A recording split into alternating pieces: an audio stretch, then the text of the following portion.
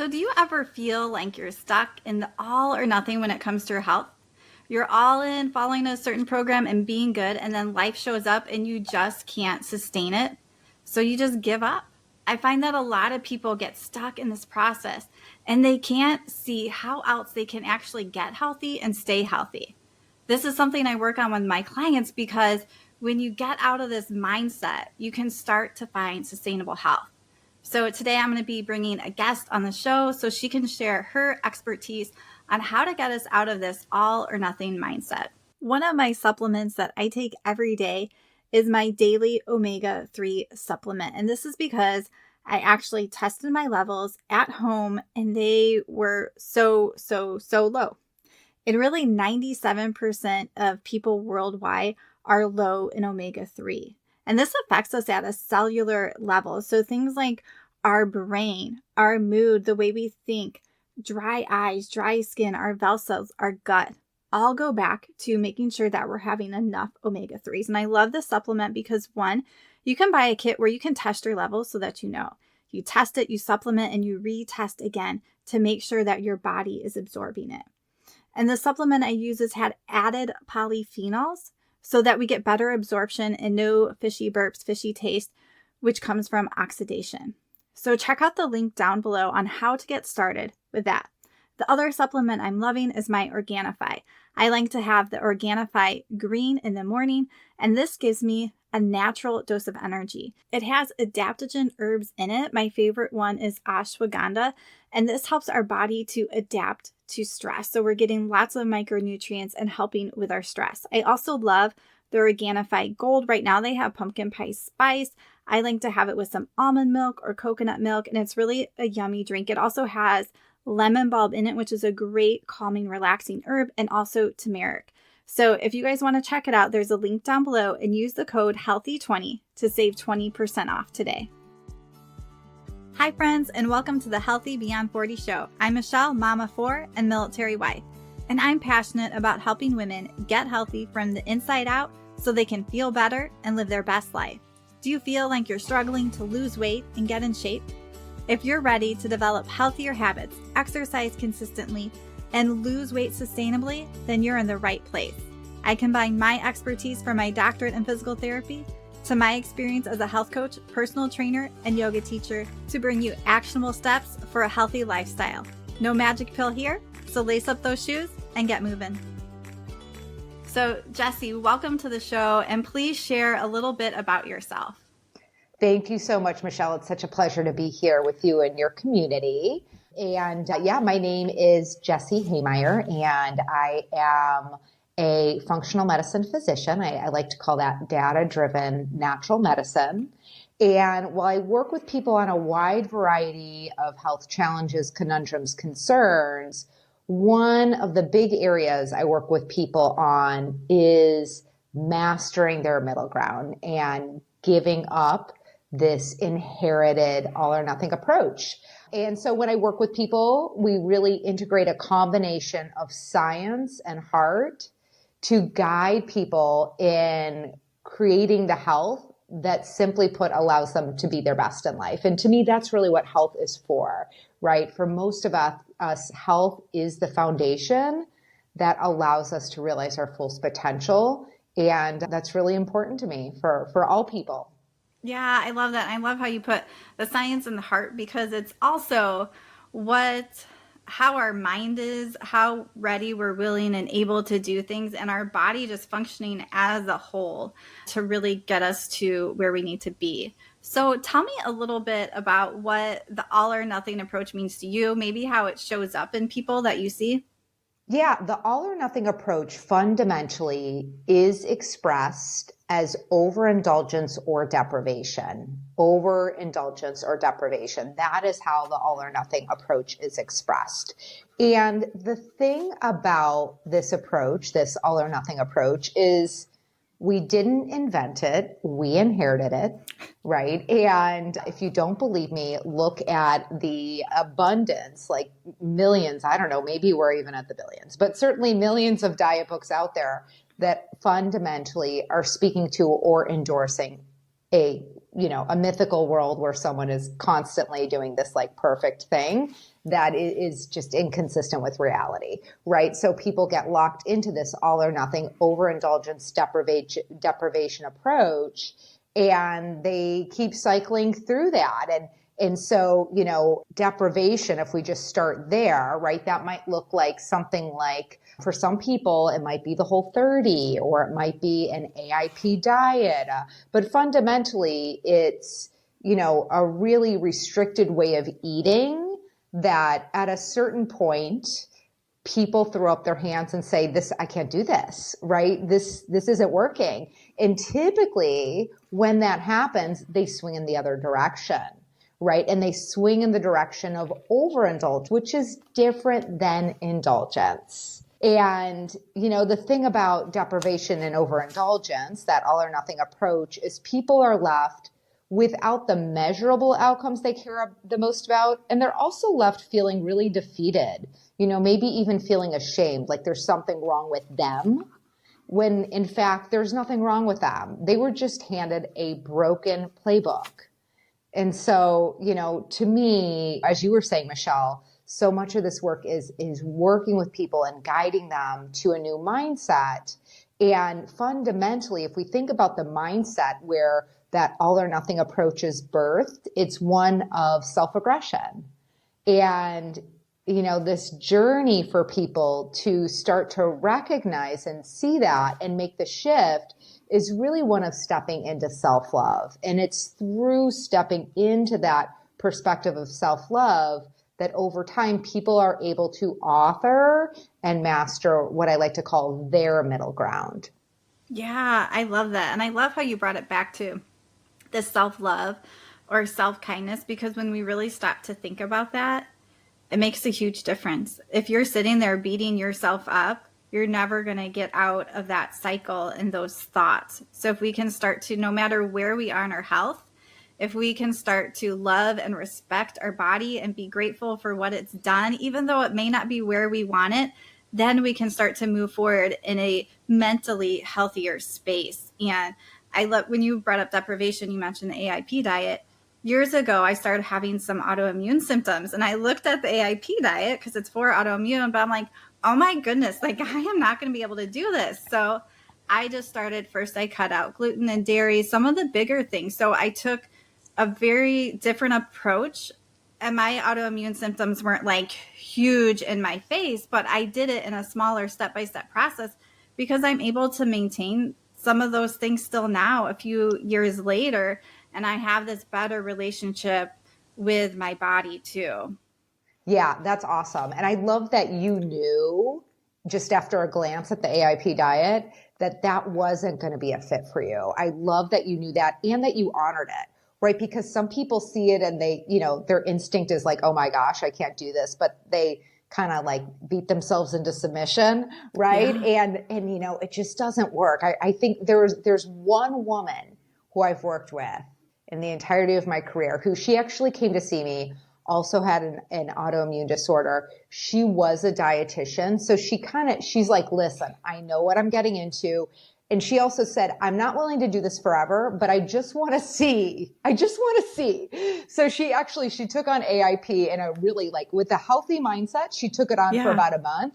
It made a huge difference. And then she was like, okay, well, I can't do it anymore. So now let's get grounded in reality, right? Let's get down and dirty with, okay, what's life going to look like in a long-term fashion? And we did. So, you just jumped right to that, which is great. Yeah. And you have to be able to love and respect yourself enough and know your body, and also be able to tune into yourself to be able to do that and start with those better decisions. So you don't get started on something that you fail at and then you feel like crap too. Yeah, so, absolutely. Do you have any more signs that women who are stuck in this all or nothing mindset? You mentioned a little bit of feeling defeated and ashamed, but what are some signs okay, I'm really stuck in this? Yeah, well, I mean, simply put, if someone is gaining weight and losing weight over and over again, that's a pretty good sign that they are, they're living in the playbook and the inherited mindset of that all or nothing approach. So that would be a very good sign that a tip that the all or nothing approach is at play. Yeah. And really that defeated, like just giving up, because this shows up in all areas of our lives, not just our health or weight loss journey too. And so you mentioned mastering the middle ground earlier. So tell me what that middle ground means, because we're talking about this all or nothing, this overindulgence or this deprivation. So what does it mean to sort of master that middle ground? Yeah, so mastering one's middle ground is really in the way of how it shows up logistically, right? It's going to be different for each person because your middle ground is different than my middle ground, and my middle ground is different than my husband's middle ground. And that's all okay, right? But when we're living in that middle ground, a few things I'd say. We begin to get curious about what it is to bend and not break, right? To find that sway. There's a term called strong like bamboo, where, we're able to be, it's like a tree that is just strong is going to fall over, break in half in a big storm, and a tree that's insufficiently strong isn't going to be able to stand up straight. So we're finding that sweet spot sway for ourselves, which is really self-authored. But if you think about what this might look like when you're going to indulge, first of all, giving yourself permission, because oftentimes it's this, tug of war. People get engaged with themselves. I shouldn't, but I want to. I shouldn't, but I want to. I shouldn't, but I want to. And then they just go over, they kind of rebel against themselves really and get stuck into this, like, okay, I was going to have one cookie and now I just had the whole package. Right. So it really requires some slowing down and looking at what it means to make a better choice and give up all notions of a perfect choice.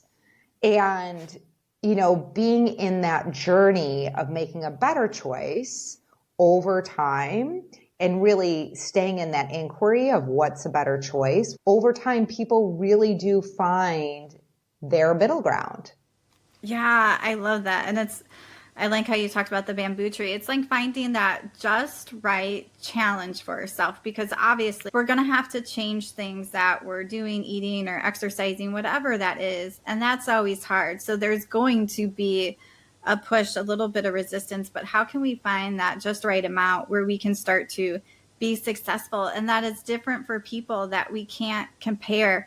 And people get so caught up in that. The other week I was just talking to someone about sugar cravings and trying to find like what she wanted in her life. And I'm like, can you have a treat every night? Like, not saying that's right or wrong, like asking her, like, where are you at in your journey? Does that fit into your plan and your health right now? Because maybe it does.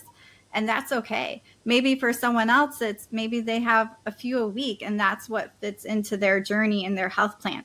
Neither one is right or wrong. It's just like you said, I like that, finding the better choice. We don't have to be perfect, but being in choice too with what we want for our health, and not letting our cravings or other things rule us, but being able to step into a place of choice.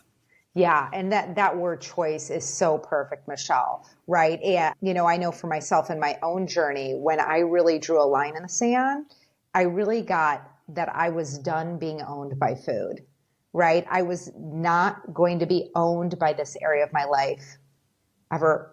I was just done with it. I was done.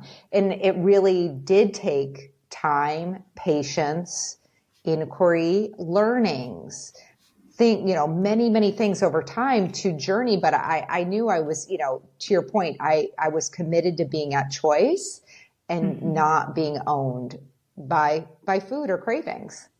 Yeah, I love that. So tell me a little bit more. I love how you put that, not owned by food. So what does that mean to you, or what did that like little bit, that journey look like? Yeah. So for me, this was when I was in my 20s. It was about 20 years ago. I was in my late 20s and I had been in that all or nothing approach for about a decade and a half at that point, roughly. And, I remember the sense of frustration, the sense of shame, the sense of overwhelm. And then at one point, I really got that being so preoccupied with this area of my life was interfering with me being fully present with the people who I care about the most and fully contributing to this world. And that was not okay with me. So that was my point, my own personal point of like, I'm not going to be owned by food. And I don't know how to master this, but I know I will. There was this moment of being really resolute that allowed me to step into being more curious and kind with myself, curious about, okay, how am I going to author this journey? And also kind with myself on the way. Because I really just got, the self-regression wasn't working. So I might as well give it up. Right. And, it became, about learning the science, but also learning myself and how I uniquely change. And as you were mentioning earlier, Michele, right, one person having something sweet every night, that maybe that works for them. Maybe it works for their body. Maybe it works for their mind and spirit. Maybe it works for the outcomes they're committed to. Totally fine. But really leaning into that inquiry for yourself of what's my truth and what works for me it opens doors in ways that really no book can, nothing can.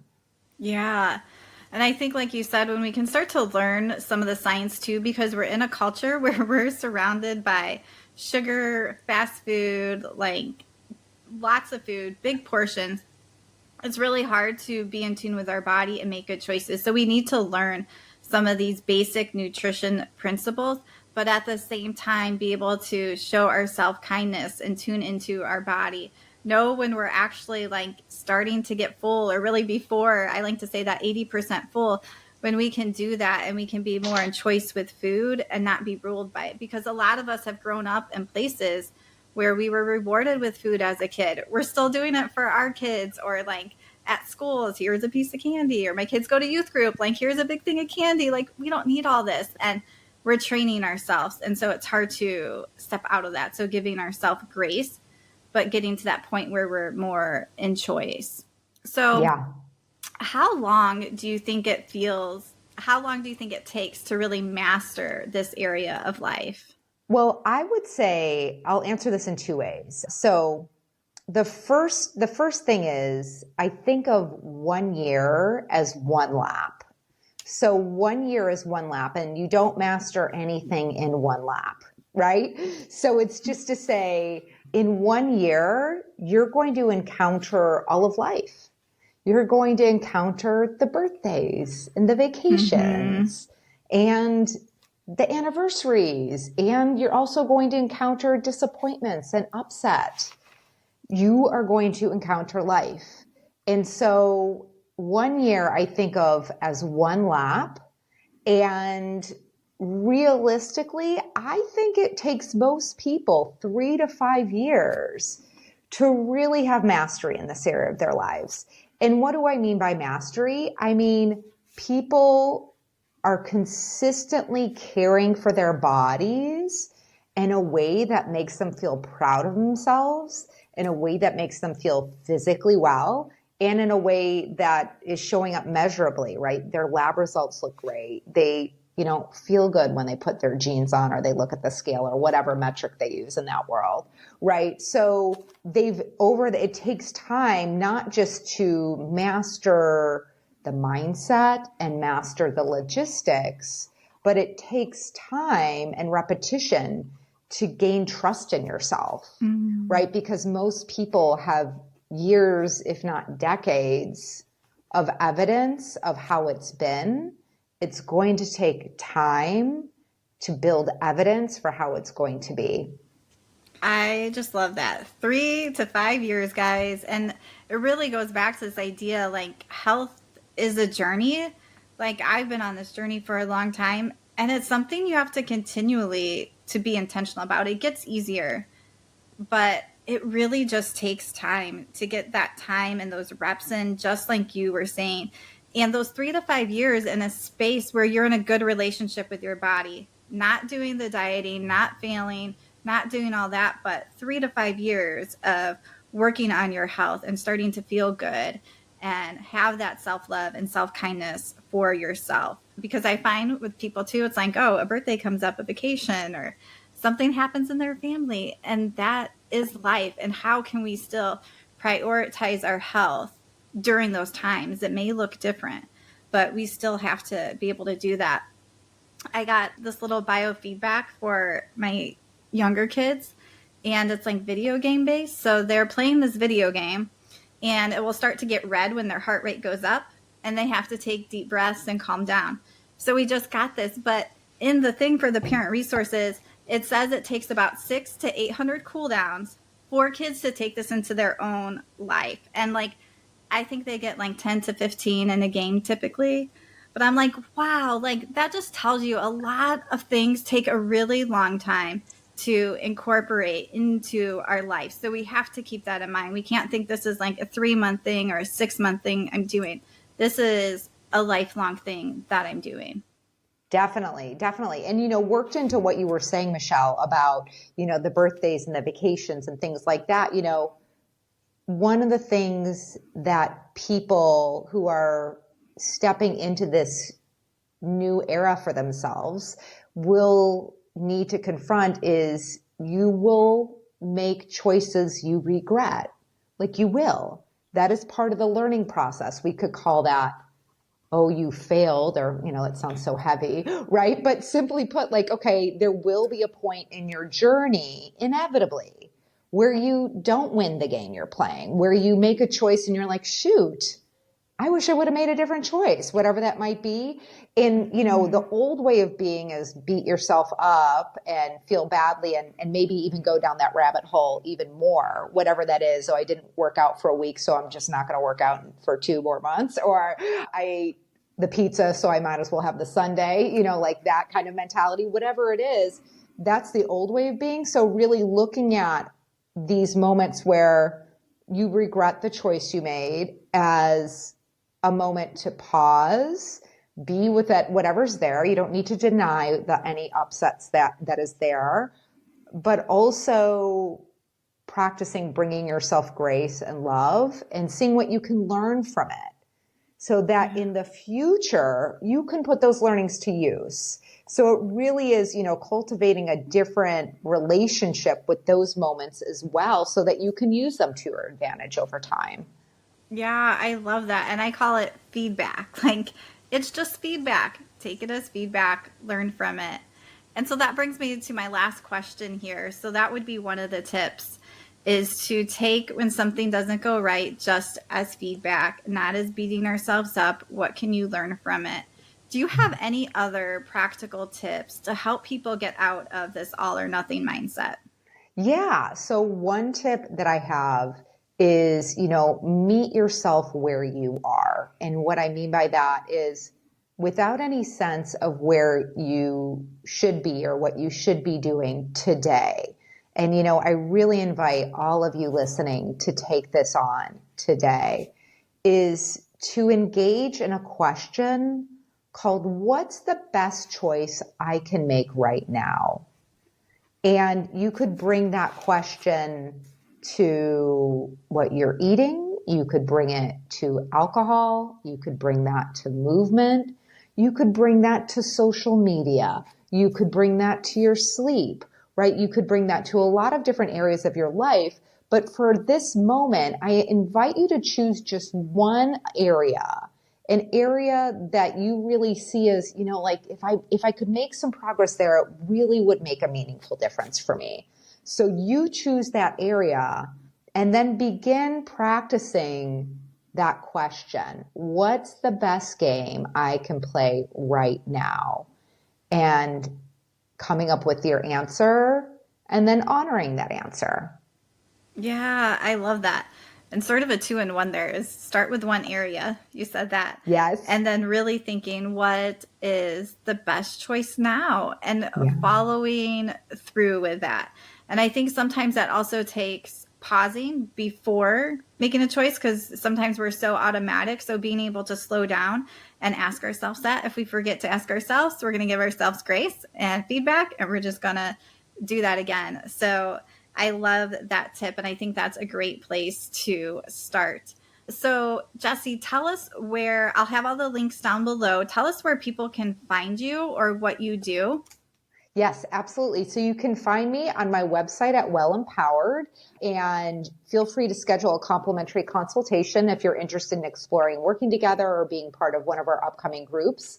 Also, for those of you who are interested, we send out weekly dares. So once a week, we send people dares that include micro habits, and they're fun little Sunday emails. So if that's of interest to you, text 312-967-8000. That's 312-967-8000. And you'll text sign me up and your email address. And then lastly, if you're on Instagram, if you're on social media, you can find me at Well Empowered. And then if you do, just to circle back to the consultation, if you do choose to schedule a consultation and you do feel like it's a good fit, you'd like to work together, please make sure you let me know where you heard about me, because you will be gifted 10% off for being sent by Michele. Awesome. And tell us a little more, because you do functional medicine. So tell us a little more what people do for you, what functional medicine can do for them. Yeah. So the people who I work with are typically struggling with a few different things. It might be something in the world of digestion. We talked about weight. Often hormones are something people come to seek care for. Skin. Those are kind of energy related stuff. And, you know, in our work together, we're looking to identify the root cause of symptoms and health conundrums. And we do that in a variety of ways, but we use labs to understand what's at the source of symptoms and health conundrums. And we also do some nutritional tracking if that's relevant to understand what's going on in the body. And then we're using natural measures, whether it's nutrition, supplementation, whether it's botanicals or nutrients, lifestyle, and more often than not, it's a combination of everything to support the body in its healing journey. Yeah, I love that. I'm a big fan of functional medicine. All right, guys. Well, I hope everyone enjoyed this show today. I hope you're thinking about what is that one thing that you can take away and not worrying about being overwhelmed. Think about where you are on your journey right now. All right. Keep moving, everyone.